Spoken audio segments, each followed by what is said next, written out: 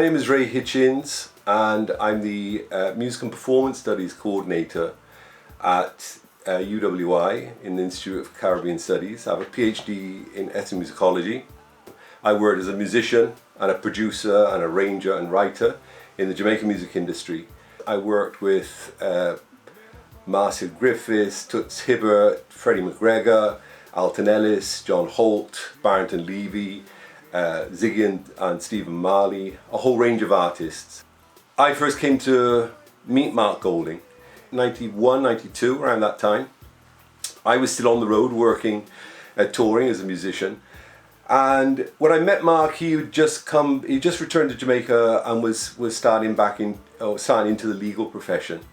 And he clearly had a passion for music, because we talk about music. Whenever I met him, we were talking about music. One day Mark approached me and he said, I actually write music as well. And I was like, oh, really? I mean, you're an attorney, aren't you? He said, yeah, but I write music.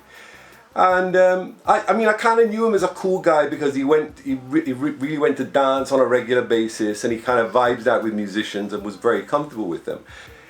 We formed a little company called Riverside Music, and during the 1990s we wrote songs predominantly for singers rather than DJs. Mark's love was actually in the dancehall and DJs, but my production skills was really centered on reggae music. And we wrote music for people like Carleen Davis, Nadine Sutherland, Richie Stephens, Chris Bentley, who was the singer for Inner Circle, and a number of up-and-coming artists at that time. Riverside Music was one of the small labels that was actually quite successful. We were one of the first small recording studios where people said we had a big sound. We had like a big studio sound that was coming out of here.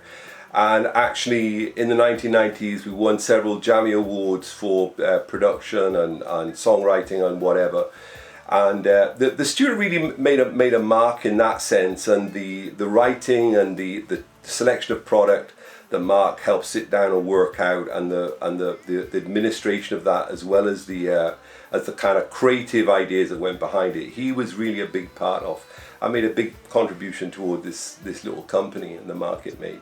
Mark's real love and his engagement with music is very deep. He knows going back to the old-time singers from the Derek Morgan coming up. And what I liked about him in the 1990s, he was really current with dancehall music. As I say, he used to go to dance on a regular basis and always kind of knew what the latest phrases were and the latest things coming in were. One of the things I liked about him as a lyricist was his ability to have empathy with people he was writing for. It doesn't matter who you deal with, who you meet with. He always shows interest in the person he's dealing with, which was a wonderful way to break the ice with a new artist you were working with, because people used to come in the studio here. We're a relatively small space, so we'd be sitting down with a new singer, very often a younger person.